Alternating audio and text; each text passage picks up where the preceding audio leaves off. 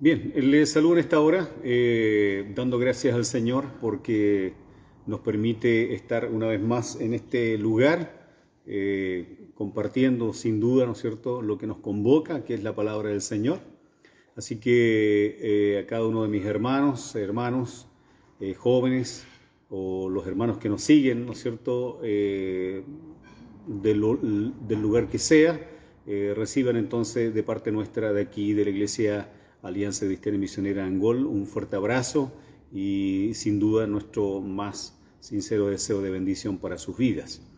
Quiero en esta hora igual tomarme el tiempo solamente para mencionar en esta semana que algunos jóvenes han cumplido años, así que también les saludo a estos jóvenes, aunque algunos sí los he saludado de lo personal, pero los quiero destacar porque los jóvenes han sin duda sido muy fieles en todo y sin duda también es bueno destacarlo. Y en ese año más de vida, bueno, espero que lo hayan pasado muy bien, a Génesis Camaño, a Jorge Toro y a Patricio Becerra, que es lo que yo al menos sé que han cumplido años. Hay otros hermanos más, sin duda, pero he querido destacar a estos jóvenes, ¿no es cierto?, en esta hora, en esta semana. Quiero compartir con ustedes en esta hora un tema que tiene que ver con el discipulado de Jesús, a los que él llamó, a los que compusieron su grupo de discipulado, ¿no es cierto?, a los 12, y quiero hablar acerca de embarcados en un proyecto celestial. Ese es el tema de hoy. Quiero leer la Escritura, donde voy a basar lo que voy a reflexionar, ¿no es cierto?, y compartir con ustedes en esta hora, en el libro de Marcos, capítulo 4, versículo 35 al 41, dice: en aquel día, cuando llegó la noche, les dijo: pasemos al otro lado. Y despidiendo a la multitud, le tomaron como estaba en la barca, y había también con él otras barcas. Pero se levantó una gran tempestad de viento y echaba las olas en la barca de tal manera que ya se anegaba. Y él estaba por la popa durmiendo sobre un cabezal. Y le despertaron y le dijeron: Maestro, ¿no tienes cuidado que perecemos? Y levantándose reprendió al viento y dijo al mar: Calla, enmudece. Y cesó el viento y se hizo grande bonanza o grande quietud. Y les dijo: ¿por qué estáis así amedrentados, afligidos? ¿Cómo no tenéis fe? Entonces temieron con gran temor y se decían el uno al otro: ¿quién es este que aún el viento y el mar le obedecen? El capítulo 5 del libro de Marcos, versículos 1 al 7, también leo, como dice la palabra: vinieron al otro lado del mar, a la región de los Gadarenos, y cuando salió él de la barca, enseguida vino a su encuentro de los sepulcros un hombre con un espíritu inmundo, que tenía su morada en los sepulcros, y nadie podía atarle ni aun con cadenas. Porque muchas veces había sido atado con grillos y cadenas, mas las cadenas habían sido hechas pedazos por él, y desmenuzados los grillos, y nadie le podía dominar. Y siempre, de día y de noche, andaba dando voces en los montes y en los sepulcros, e hiriéndose con piedras. Cuando vio, pues, a Jesús de lejos, corrió y se arrodilló ante él, y clamando a gran voz dijo: ¿qué tienes conmigo, Jesús, Hijo del Dios Altísimo? Te conjuro por Dios que no me atormentes. Porque le decía: sal de este hombre, espíritu inmundo. Hasta ahí vamos a leer porque la historia sigue, pero yo quiero solamente rescatar y destacar estos primeros versículos del capítulo 5, pero quiero hablar acerca del capítulo 4, versículos 35 al 41 y lo demás, ¿no es cierto?, que acabo de leer. Quiero decir también en este comienzo, ¿no es cierto?, de este tema, embarcados en un proyecto celestial. Jesús estaba comenzando su ministerio. Él ya había escogido a sus discípulos y a los que demás, sin duda, él los conocía perfectamente. Sabía el por qué y para qué también los había llamado. Pero, contrariamente, los discípulos, aunque movidos por convicción y por una obra puntual del Espíritu Santo sobre sus vidas, ellos recién comenzaban a conocer a Jesús. Sabían que Jesús era el Mesías, por eso lo estaban siguiendo, ¿no es cierto?, en respuesta al llamado de Jesús, pero no sabían lo que era convivir y caminar con el Mesías. No sabían lo que era convivir y caminar con Dios mismo. Por eso la pregunta que ellos hicieron: ¿quién es este que el viento y el mar le obedecen? Y una pregunta sin duda que también respondía a que ellos ignoraban mucho acerca del poder de Dios que generaba él mismo, Jesús mismo, como el Mesías, como Dios mismo. Por lo tanto, estaban embarcados en un proyecto donde Jesús tenía que mostrar a ellos, enseñarles a ellos lo que era estar en la esfera del reino de Dios. Por lo tanto, aún así, dentro de todas esas carencias, sus convicciones eran tan fuertes y el obrar del Espíritu Santo tan eficaz en sus vidas que ellos sabían, de todas maneras, en el fondo de su corazón, sabían que estaban siguiendo al hombre correcto. Ahora, lo que no sabían que estaban en un proyecto celestial, no sabían que estaban en un proyecto de Dios. Y el Señor quería que ellos se preparaban para las cosas que iban a venir y las cosas también que ellos tenían que enfrentar. Ahora, una de las respuestas al llamado de Jesús y a lo que Jesús pretendía sobre ellos era simplemente que ellos obedecieran. Y eso hicieron, y eso es lo que nosotros vemos acá, que cuando los discípulos se embarcaron, lo hicieron sin preguntar absolutamente nada, simplemente ellos obedecieron.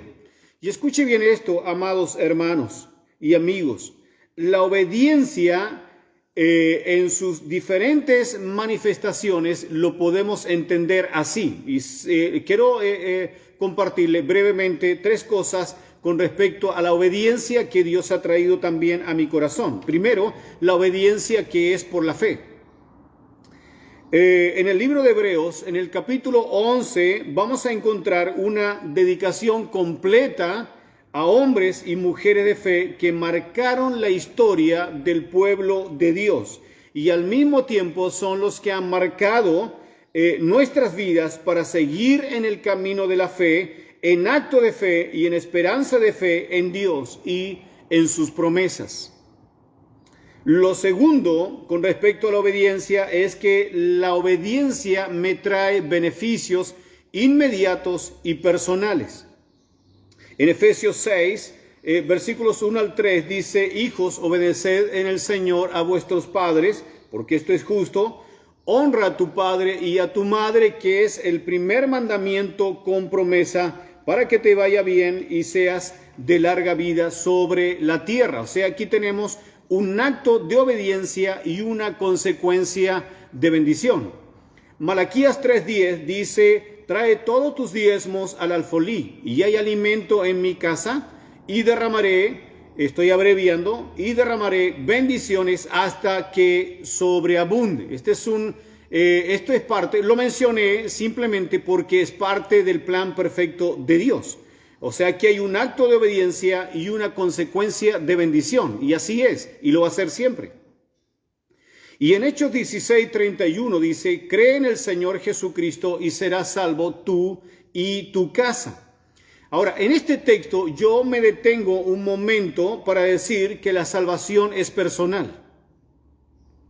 La salvación es personal. Muchos han malinterpretado este texto como diciendo que la salvación, que alguien o el evangelio, ¿no es cierto?, que alguien haya llevado a la casa, automáticamente la familia o el entorno, digamos, donde está, es salvo simplemente porque alguien es salvo. Y eso no es así. Es algo personal, es un encuentro personal con Dios, es un acto entre la persona y Dios, pero los efectos, y escuche bien esto, los efectos que el Evangelio de Jesucristo trae cuando una persona ha conocido a Jesucristo es sinónimo de que todos pueden llegar a conocer a Jesús. Todos pueden llegar a conocer la salvación personal en sus propias vidas, porque alguien ha llevado la luz del Evangelio a su hogar. Gloria al Señor. Y así ha sido. Hay muchas familias que se han convertido completamente al Evangelio porque una persona ha conocido a Jesucristo. Y nosotros conocemos esta historia, de dónde nace este texto de Hechos 16:31, y es la experiencia, ¿no es cierto?, de Cornelio y su familia. Y en tercer lugar tenemos la obediencia que bendice al reino de Dios. Esta es la obediencia que Jesús quería que sus discípulos abrazaran. La obediencia que nos lleva a renunciar. La obediencia que nos lleva a negarnos a nosotros mismos. ¿Para qué? Para cumplir los propósitos del reino de Dios. Y hermanos amados, no importa la denominación en la que estemos, debemos pensar conforme lo que realmente Dios quiere que pensemos. Esto es el reino de Dios, no es una denominación. Yo no estoy predicando a una denominación, estoy predicando al reino de Dios. Y en el reino de Dios estamos todos. Lo denominacional es algo de esta tierra. Es lo que de una u otra manera, sin duda, nos identifica, pero no es algo determinante, no es lo que realmente Dios quiere que nosotros pensemos, sino que pensemos en el reino de Dios. Pensemos en los objetivos del reino de Dios, nos unamos también como parte del reino de Dios para cumplir los propósitos del Señor, cumplir los propósitos que gobierna el reino de Dios, que es Jesucristo mismo, Dios mismo en nosotros y con nosotros. Por eso, en este reino, amados hermanos, la obediencia en este reino es una obediencia probada. La experiencia es fundamental. Dios está obrando en medio nuestro. Es una obediencia probada porque es una obediencia que nos lleva en diferentes situaciones a demostrar que somos o no somos del reino del Señor. Por eso hablamos de que si eres parte o somos parte del reino de Dios es porque nuestra obediencia ha sido probada o está siendo probada o va a ser probada como parte del plan de Dios sobre nosotros. Es una forma también de saber si somos de este reino o no somos de este reino. Por lo tanto, debemos buscar los beneficios del reino del Señor. Lo segundo que tenemos en esta experiencia de Jesús con sus discípulos en la barca, en esta travesía, ¿no es cierto?, ahí en el mar de Galilea, en esta tempestad, es que la embarcación estuviera enfrentando una tempestad era parte del proyecto celestial, sin duda, es parte del proyecto celestial. Ahora, las tempestades son figuras de problemas, de dificultades, y eso puede entenderlo cualquier persona, no importa si esa persona es creyente o no. La gente de afuera también tiene un conocimiento con respecto a la tempestad. La tempestad es un reflejo de algo no normal, ¿verdad? Cualquiera puede enfrentarle, y el que la enfrenta también puede vislumbrar que si vive, ¿no es cierto?, para contarlo, bueno, al final algunos le van a dar la gloria al Señor y otros van a decir, bueno, tengo una segunda oportunidad de vida. Pero las tempestades son una figura de los problemas, son figuras de dificultades, son parte común de nuestras vidas. ¿Quién no ha tenido dificultades? ¿Quién no ha tenido problemas? ¿Quién no se ha visto en una gran tempestad en sus vidas? Ahora, la diferencia está, y escuche bien esto, la diferencia está en que para un mundo sin Cristo, muchas veces los problemas son vivencias sin solución.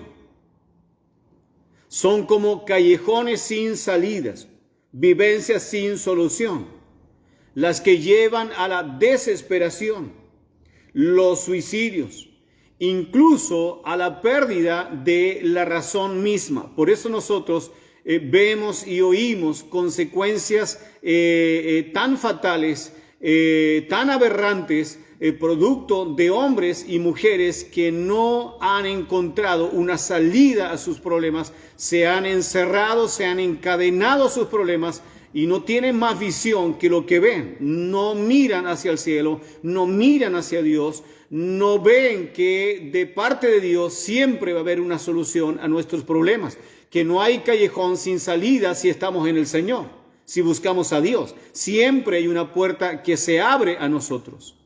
Entonces, sin duda hay una diferencia. Para un cristiano, por otro lado, aunque los problemas igual nos causan sentimientos de quizás, no sé, de abandono o sentimientos de dolor, sentimientos de angustia, sin embargo, nos acercan a Dios. Los problemas nos acercan a Dios, nos hacen orar más, nos hacen buscar a Dios en esos momentos donde cuando estamos bien no lo hacemos. Pero los problemas a veces que no nos dejan dormir, y así lo he escuchado y yo creo que yo mismo lo he experimentado muchas veces, cuando estamos desvelados por la noche, aprovechamos esos desvelos para orar al Señor, para buscar el rostro de Dios. Así nosotros como cristianos buscamos la solución a nuestros problemas, porque es lo que el Señor está haciendo y está tratando en nuestras vidas. Por lo tanto, nos hacen orar más y nos permiten conocer más profundamente a nuestro Padre, a nuestro Abba, a nuestro Papito. Ese Dios que está con nosotros, ese Dios personal, nuestro Padre Celestial, nos permite conocerlo más profundamente, ver por fe una solución a nuestros problemas. Y por último, que Dios pueda obrar en esos problemas, dándonos el consuelo y la paz que solamente vienen de Él. Yo creo que podemos dar testimonio de esa presencia de Dios en nuestras vidas. El versículo 37 y 38 dice que se levantó una gran tempestad y Jesús dormía. ¿Quién puede dormir? Y escuche bien, ¿quién puede dormir en medio de una tempestad? ¿Quién puede hacerlo? Y la respuesta es simple: solo el que está confiado. Y en esa barca, el único que iba completamente confiado era Jesús.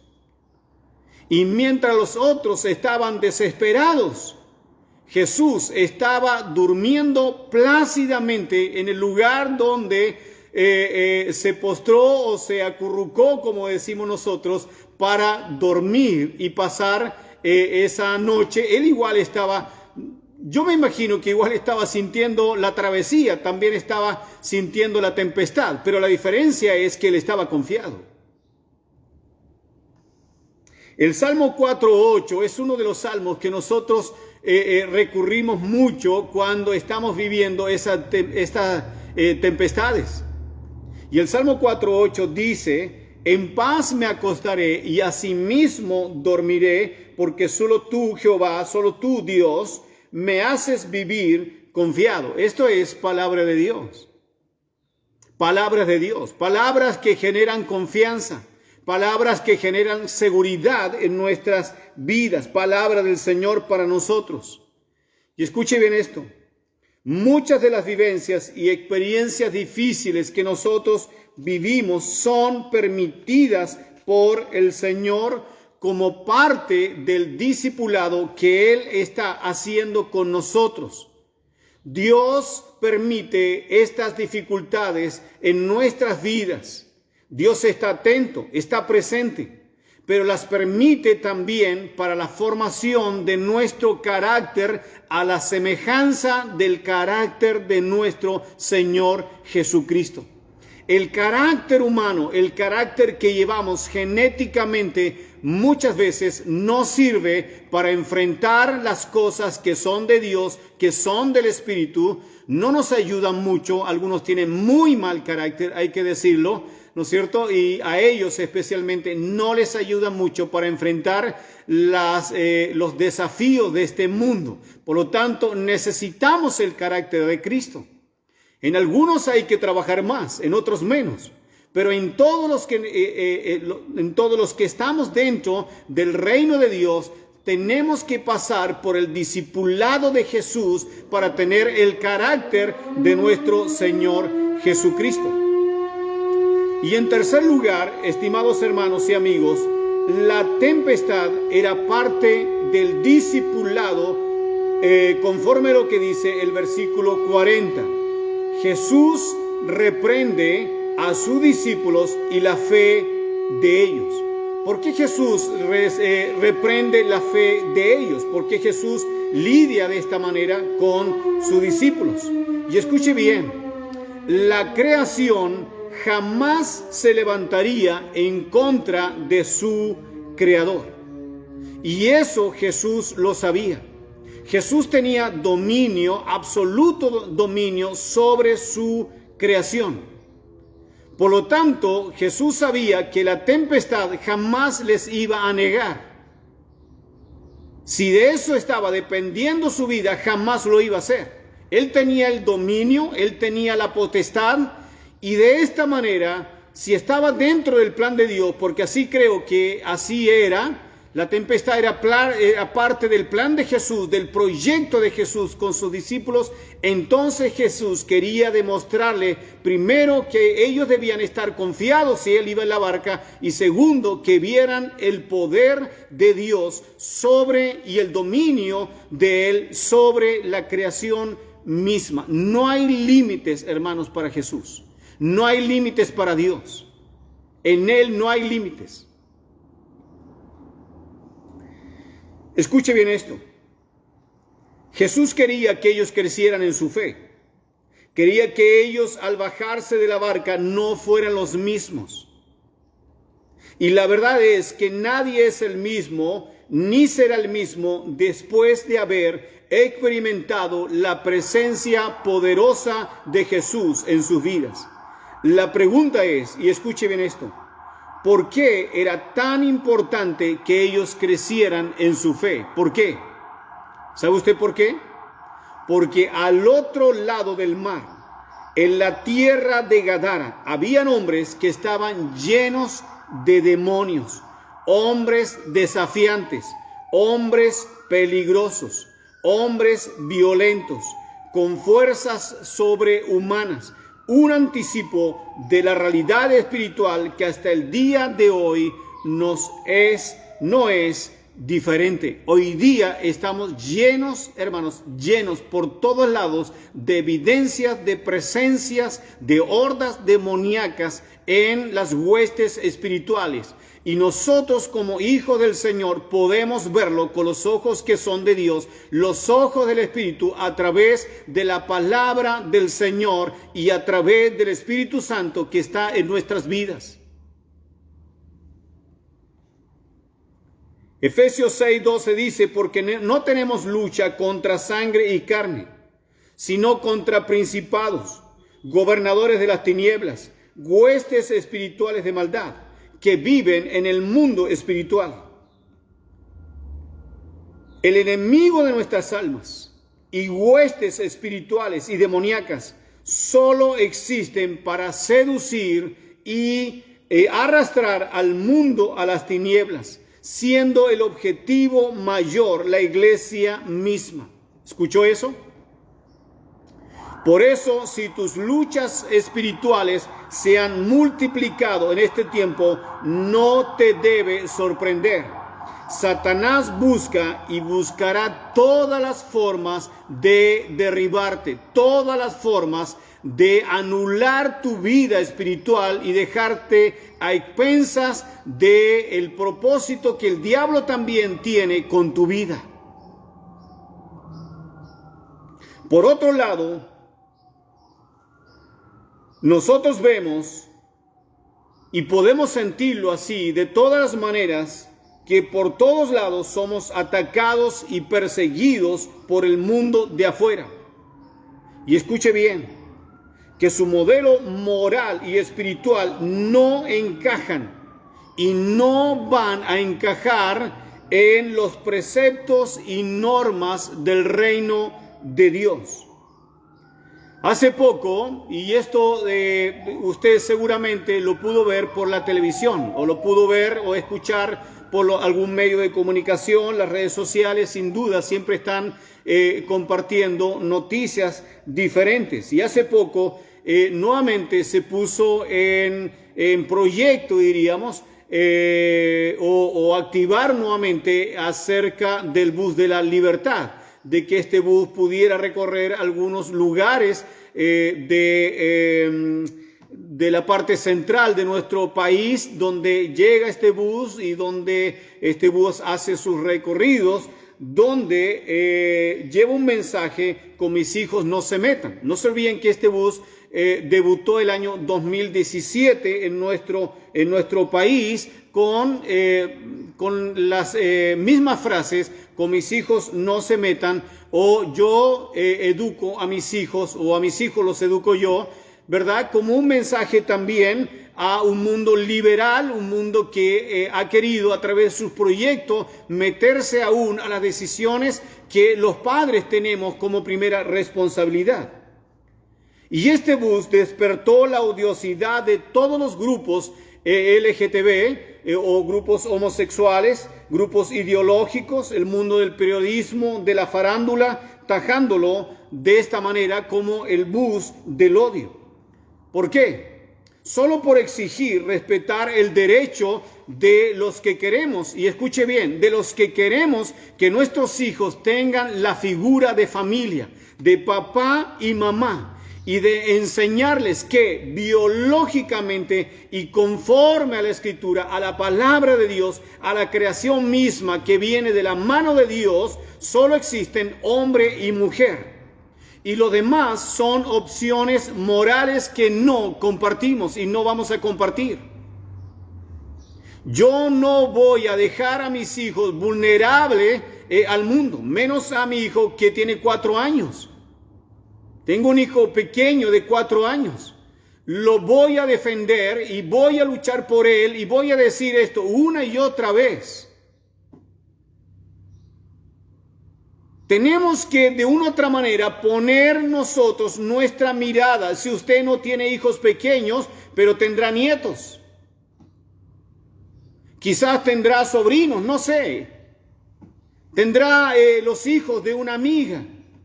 Pero si nosotros podemos influir sobre ellos a través de la palabra, enseñarles la vía, el camino correcto de Dios y del Evangelio, hagámoslo. Estamos en plena libertad conforme a los derechos que Dios nos ha dado y nos ha otorgado espiritualmente a través de la palabra del Señor. Y esto es autoridad. No dejemos a nuestros hijos a expensas de lo que el diablo quiere hacer en el plan de Satanás a través de estos hijos que amedrentan y violentan a la sociedad. Sin duda que vamos a ser enemigos de ellos, sin duda que vamos a causar el odio de ellos, claro, porque la Biblia dice que a nosotros nos cubre Jesucristo, nos cubre la luz de Dios, la luz del Evangelio, y ellos están en tinieblas. Obviamente que vamos a chocar. Así que no piense congraciarse con el mundo, porque no lo vamos a hacer. El Evangelio no se puede congraciar con el mundo, no se puede congraciar con estas opciones sexuales, ni opciones ideológicas, ni nada que está imperando en el mundo de afuera. Por lo tanto, hermanos amados, nosotros luchamos contra la corriente de este mundo, lo dice la palabra de Dios. Mateo 16:18 dice que las puertas del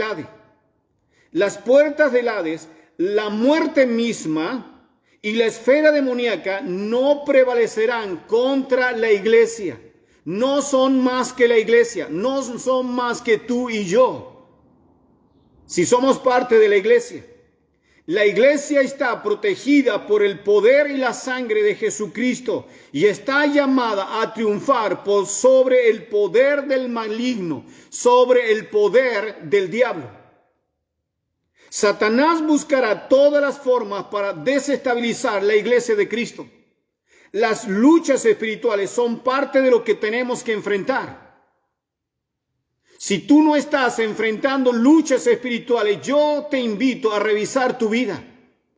Porque los cristianos que estamos comprometidos con el Evangelio y el reino de Dios, tenemos luchas espirituales. El diablo se ha levantado contra nosotros. El diablo ha enviado demonios, hordas demoníacas en contra de nosotros. Y Satanás buscará todas las formas. Por lo tanto, tenemos luchas espirituales, sin duda. Por eso, escuche bien esto, en el proyecto de Dios, Dios quiere que nosotros conozcamos su grandeza y su poder, pero también quiere que sepamos que no estaremos exentos de los peligros, dificultades y del poder espiritual de las tinieblas. Concluyo con esto. Todos los que estamos en Cristo nos hemos embarcado en el plan de Dios y nadie dice que sería fácil. No es fácil, ni será fácil. Pero si de algo debemos estar seguros, confiados, es que el mismo que nos llamó a ser parte de sus planes y proyectos no dejará que ninguna tempestad nos haga naufragar. Jamás. Y no dejará que el diablo tampoco se imponga sobre nuestras vidas y los que nosotros hemos cubierto con la palabra del Señor, el poder del Espíritu Santo que está en nosotros, amados hermanos. Que el Señor les bendiga. Oramos. Padre, oramos en esta hora en el nombre de Jesucristo. Te bendecimos. Gracias, Dios, por tu palabra. Tu palabra, Señor, nos llena. Tu palabra, tu Espíritu Santo, Señor, a través de tu palabra, infunde en nosotros la confianza, la autoridad. Dios, en el nombre de Jesucristo, estamos en tus proyectos. Tú tienes proyectos con nosotros como lo tenías con sus discípulos para enseñarle que hay un mundo espiritual poderoso, maligno, que quiere acabar con nuestras vidas. Pero Señor, gloria a tu nombre, cuando tú, Dios eterno, cuando tú, Señor, estás en nosotros, con nosotros en nuestra vida. Te alabamos y te bendecimos en el nombre de nuestro Señor Jesucristo. Amén y amén. Gracias, Señor. Que el Señor les bendiga. Quedan con los niños. Que tengan una linda semana. Cristo es con nosotros y eso sin duda nosotros lo creemos así también. Amén.